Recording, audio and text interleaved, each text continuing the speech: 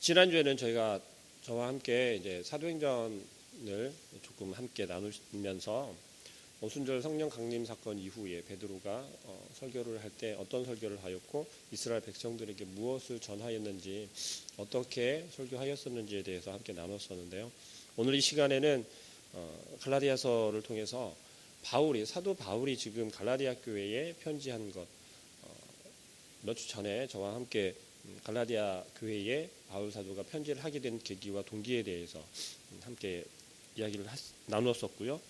오늘은 이제 그걸 조금 이어서 갈라디아 교회 호소하면서 그들을 이렇게 책망하기도 하면서 또 권면하고 그들이 도대체 갈라디아 사람들이 너희가 도대체 어떤 사람이냐, 어떤 사람인데 불구하고 그런 유혹에 넘어가느냐라고 지금 강하게 사도 바울이 이야기를 하고 있습니다.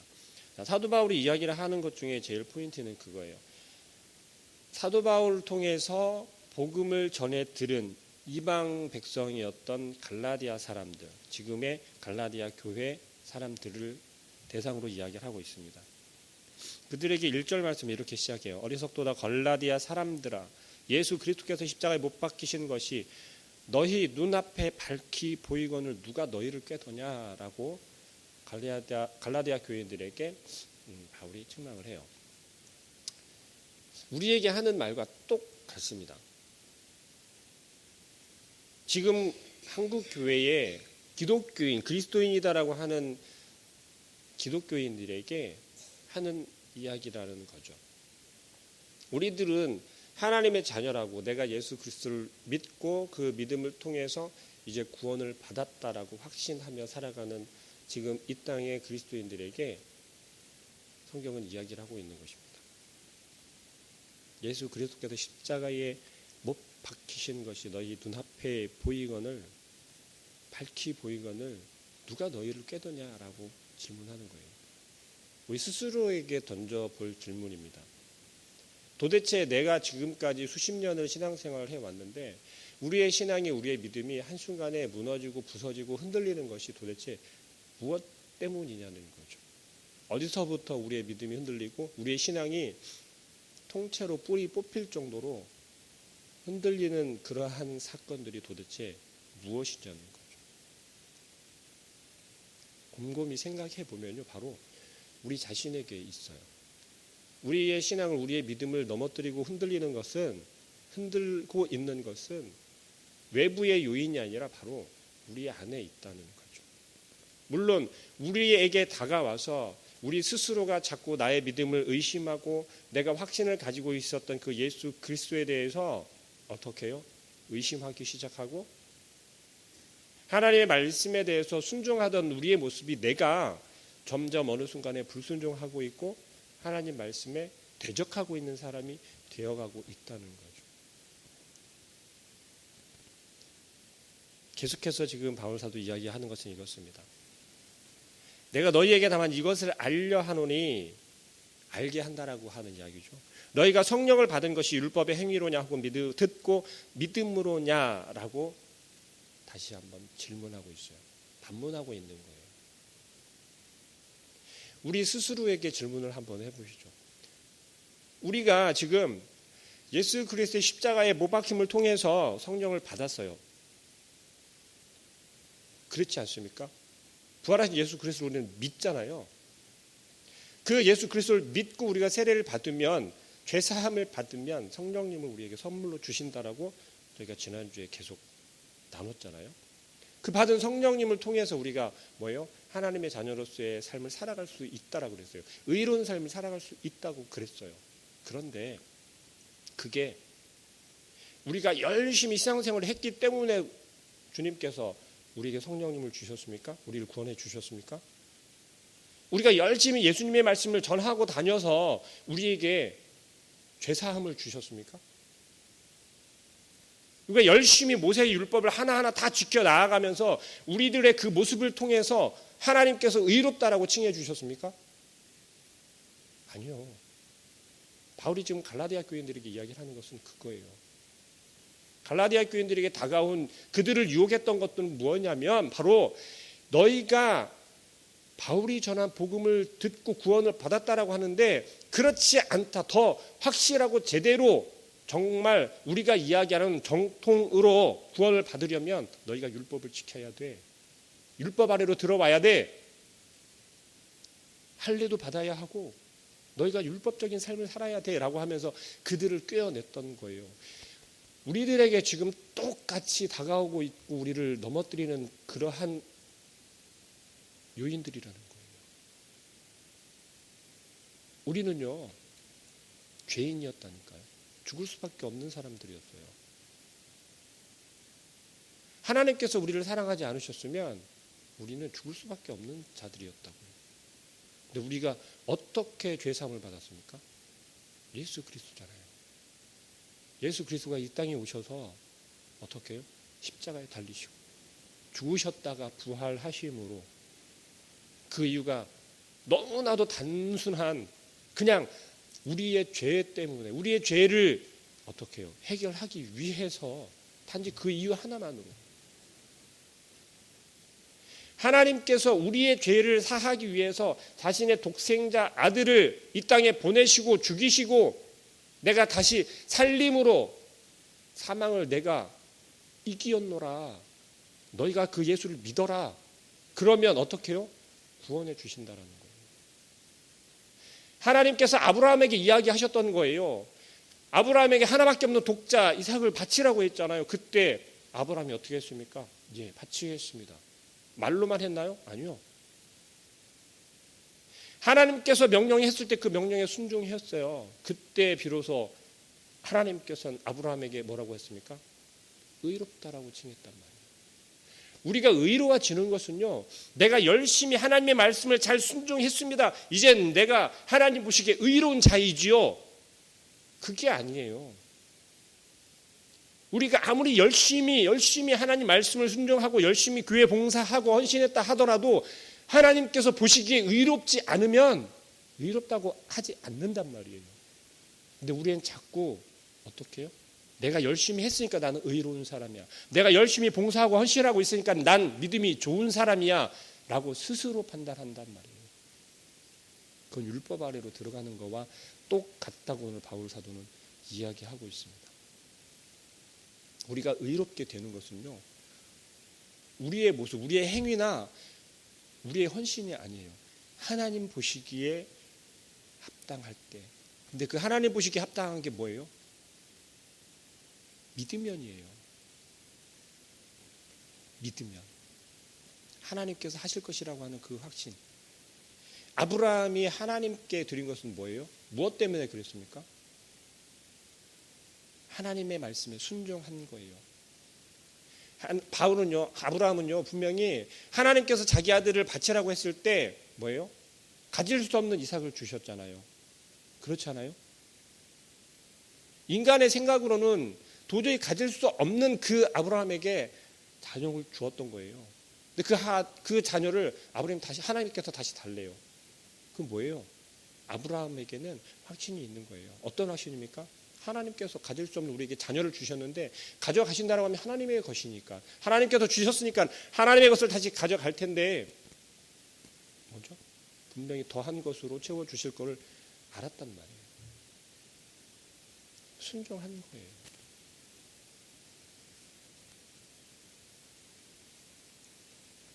참절 말씀이 이러잖아요. 너희가 이같이 어리석으냐 성령으로 시작하였다가 이제는 육체로 마치겠느냐라고 이야기를 해요. 이 이야기는요, 우리가 처음 예수 그리스도를 만나고 인격적으로 만나고 그리고 이제는 내가 주님으로 인해서 살아가겠습니다. 주님 정말 나의 구세주이십니다. 하나님께서 나를 사랑하셔서 은혜로 나를 구원해 주셨으니 내가 이제 하나님 말씀에 순종하는 삶을 살겠습니다라고 해놓고 점점점 하나님의 말씀대로 산다고 하는 것이 율법을 지켜 나아가는 것이구나라고 자꾸 착각하게 된다고요. 우리의 삶에서 점점점 어떻게 해요? 하나님이 가장 내 앞에 있다가 하나님 말씀대로 순종하겠습니다. 예수 그리스도가 아니면 나에게는 능력이 없네요. 내가 세상을 살아갈 힘이 없네요 라고 고백하며 의지하고 살아가다가 점점점 어떻게 해요? 내가 교회 봉사를 많이 해야 내 믿음이 단단해지지. 내가 누구보다 믿음이 더 어떻게 해요? 성장하려면 커지려면 뭐예요? 점점 자꾸 다른 사람 앞에 내가 교회에서 움직이는 모습, 행하는 모습, 겉모습만 자꾸 챙겨 나가게 된다는 얘기예요. 겉모습으로만. 다시 말하면 율법의 행위로 돌아가는 거란 얘기죠. 그건 뭐예요? 우리 스스로가 저주 아래로 점점점 들어가 버리는 거라고 오늘 바울 사도는 이야기를 하고 있어요. 율법이 왜 저주라고 하냐고요? 바울 사도가 이야기를 하는 것은 뭐라고 합니까? 의롭다 여김은요, 율법의 행위에서 나오는 게 아니라 믿음에서 나온다라고 이야기를 해요. 의롭게 여기는 것은 아브라함이 하나님의 말씀에 순종하고 이삭을 드렸을 때 뭐라고 했어요? 하나님을 온전히 믿고 드렸잖아요. 그 믿음을 통해서 아브라함을 의롭다라고 여겼단 말이에요. 칭했단 말이에요. 하나님께서 의롭다고 여겨주셨단 말이에요. 그러면 그 아브라함이 드린 이삭처럼 예수 그리스도를 십자가에 달리시게 하고 우리의 속죄물로 드렸을 때, 우리는 그 예수 그리스도를 믿을 때 하나님께서 그 믿는 자들을 의롭다라고 칭해 주신다라는 거예요. 바울 사도가 갈라디아 교인들에게 전한 복음은 그 예수 그리스도였어요. 갈라디아 교인들이 믿은 그 믿음은 그 예수 그리스도를 믿음으로 어떻게 해요? 의롭게 칭해졌다라는 거예요. 그게 바울 사도의 이신칭이에요. 로마서에서 이야기를 하는. 그런데 지금 이야기하는 말씀은 그 예수 그리스도를 믿음을 통해서 의롭게 여김을 받은 너희가 다시금 율법으로 돌아간다는 거예요. 너희가 구약의 모세의 율법을 지켜야 한다, 할례를 받아야 한다라고 하는 그 마음이 흔들리고 빼앗겨서 그 율법을 쫓아가게 되는 거예요. 예수 그리스도께서 우리에게 보내주신 그 성령을 받았던 사람들이 어떻게 해요? 다시금 율법 아래로, 저주 아래로 들어가고 있다라는 거예요. 성령으로 시작해서 저주로 끝난다라는 이야기입니다. 우리가 그럴 수 있다라는 거예요. 오직 예수 그리스도가 아니면 안 됩니다. 하나님의 말씀 아니면, 하나님의 은혜가 아니면 안 됩니다라고 우리가 고백했다가 점점점 하나님의 은혜 플러스 뭐예요? 율법도 지켜야 하는 거였네요.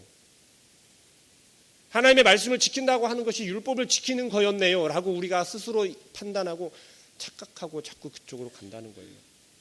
그러면서 우리는 그럴듯하게 이야기를 해요. 성경에서 이야기하고 있으니까 해야 돼. 그런데 바울 사도 이야기를 하잖아요. 뭐라고요?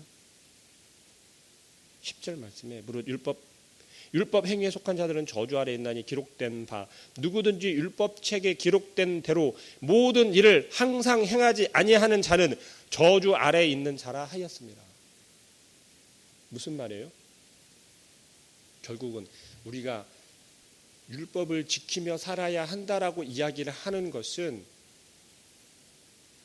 율법을 지키지 못하면 저주받는다는 거와 마찬가지예요.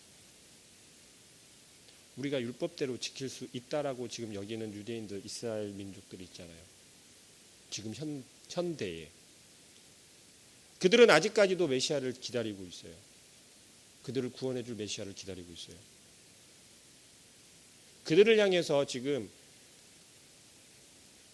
혹하는 몇몇의 기독교인들, 그런 기관들, 단체들에서 그들을 향해서 중보해야 되고 그들도 우리와 같은 그리스도인이다라고 여기는 사람들도 있어요. 한 민족이라는 거죠. 바울 사도는 지금 그들을 향해서 뭐라고 하냐면요. 갈라디아 교인들에게, 이방인들이잖아요. 이방인들은 아브라함의 자손이 맞습니까? 안 맞습니까? 족보대로 따지자면 이방인들은 이스라엘 자손이 아니에요. 아브라함의 자손이 아닌 거예요. 유대인들만 아브라함의 자손인 거예요. 그 유대인들이, 율법자들이 이야기를 하는 것을. 근데 바울 사도는 그렇게 이야기를 하는 거예요. 아브라함이 믿었던, 아브라함이 의롭게 되고 아브라함이 복을 받았던 그 믿음을 우리가 쫓아서 하나님을 믿고 하나님께서 예수 그리스도를 보내주신 그 은혜를 우리가 믿고 하나님으로부터 의롭다 여김을 받으면 그 의롭게 여김을 받은 자들은 아브라함의 언약 속에 함께 동참하는 거다라고. 그래서 진정한 아브라함의 자손이다라고 바울은 이야기하고 있어요.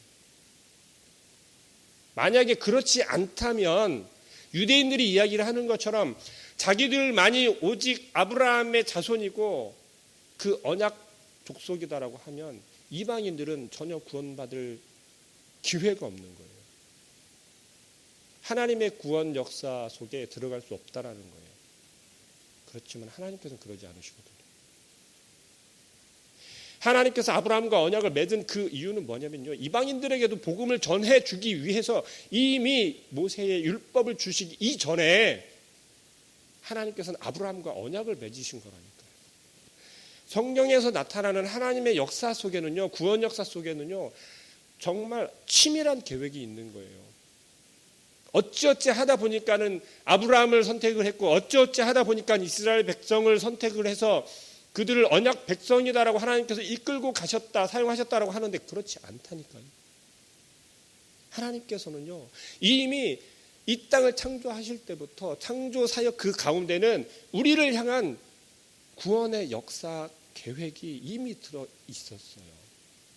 근데 우리는 그것까지 생각하지 않아요. 자꾸만 우리 눈에 바로 앞에 보이는, 당장 앞에 보이는 그것만 가지고 자꾸 우리가 이야기를 한다니까요. 바울은 지금 그게 안타까운 거예요. 갈라디아 교인들에게 얼마나 귀한 복음을 전했습니까? 갈라디아 교인들은 얘기했잖아요. 이방인들이라니까요. 이들은 정말 속된 말로 복음을 전해드릴 가치조차 없는 그런 이방인들이었단 말이에요. 근데 그들에게 바울은 갔어요. 바울은 나아가서 그들에게 전했단 말이에요. 너희에게도 구원이 임할 수 있다. 너희도 구원 받을 수 있다. 부활하신 예수 그리스도를 믿기만 하면, 그 복음을 너희가 받아들이기만 하면, 그리고 회개해라. 예수 그리스도 이름으로 세례를 받아라. 그러면 너희에게도 성령님이 임하신다. 딴 나라 이야기가 아니다. 저 율법적인 유대인들에게만 임하는 것이 아니라 너희에게도 동일하게 임할 수 있다. 믿어라. 내가 그렇게 믿었다. 내가 만난 예수 그리스도다. 바울은 그렇게 주님을 전했단 말이에요. 그렇게 전해들은 이 갈라디아 교인들이 점점 어떻게 무너지고 있는 거예요. 바울 사도의 가슴은 찢어질 거란 말이에요. 주님의 이름으로 세워진 교회들이, 이 땅의 교회들이 지금 많이 무너져 가고 있습니다. 왜 그렇습니까? 성경의 진리를 따라가지 아니하고 뭐예요? 자꾸 사람들의 시선과 그들의 눈을 의식해서 자꾸 그들의 입맛에 맞는 것을 주려고 하니까 그래요. 하나님께서는 우리의 입맛에 맞는 걸 주시나요? 우리의 입맛에 맞는 걸 주세요? 아니요. 우리 입맛에 맞는 걸 주시는 게 아니라 우리에게 건강한 걸 주시는 거예요. 사람이 자기 입맛에 맞는 것만 먹고 살면 건강해집니까? 아니요. 골고루 영양분을 섭취해야 살아갈 수 있는 거예요. 하나님께서는 우리에게 늘 그렇게 우리에게 필요한 것을 공급해 주신다고요. 그런데 우리는 항상 의심하잖아요. 조금 더 좋은 걸 주시죠. 제가 가지고 싶은 건 이거였는데요. 내가 지금 이루고 싶은 것은 이거였는데요. 항상 우리 기준이란 말이에요. 어느 순간부터 하나님 중심대로, 하나님 말씀대로, 하나님의 가장 우리의 앞에, 내 삶의 가장 앞에 내어놓고 내 앞에 모시고 살겠습니다라고 고백했다가 이제는 뭐예요? 하나님 좀 따라오세요. 잔소리하지 마시고 내가 가는 게 맞다니까요. 우리가 선택하는 게 자꾸 옳다라고 하나님께 고집을 부리고 있다. 바울은 이야기를 하는 게 그것입니다. 율법은요, 다시 말하면 율법의 행위는 믿음에서 난 것이 아니고 율법의 행위 가운데는 뭐만 있어요? 사망만 있는 거예요. 그 가운데서 우리를 건지신 것이 바로 뭡니까? 예수 그리스도를 믿음으로, 그 믿음을 통해서 우리가 구원함을 받을 수 있다는 것입니다. 오늘 하루를 살아가는 우리들에게 하나님께서는 오늘도 말씀하십니다. 너희가 의롭다 여기는 것은 율법의 행위가 아니라 믿음으로 말미암아 오늘 하루도 살아갈 수 있다라고 우리에게 이야기하십니다. 오늘 하루를 살아갈 수 있는 능력과 힘을 주시는 그 하나님을 의지하고 오직 예수 그리스도만을 믿는 온전한 우리 성도님들 되시길 소망합니다. 기도하겠습니다. 사랑하는 하나님, 하나님께서 우리를 사랑하셔서 이미 오래전부터 계획하시고 우리를 구원하기를 원하셔서 구원의 계획을 세우시고 하나님의 계획과 뜻대로 하나하나 이루어 가시는 줄을 믿습니다. 부족하고 어리석은 저희들 하나님의 그 계획과 뜻을 이해하지 못하고 우리의 마음대로 우리가 원하는 대로 하나님의 말씀을 왜곡하고 예수 그리스도를 판단하는 저희들 용서하여 주시고 온전한 마음으로 오직 하나님만을 바라보게 하시고 오직 부활하신 그 예수 그리스도를 믿어 우리의 구세주로 고백하는 오늘 하루의 삶이 되게 하여 주시옵소서. 우리에게 능력 주시고 힘 주시는 오직 예수 그리스도만을 의지하며 살아갈 수 있도록 인도하여 주시옵소서. 예수 그리스도의 이름으로 기도합니다. 아멘.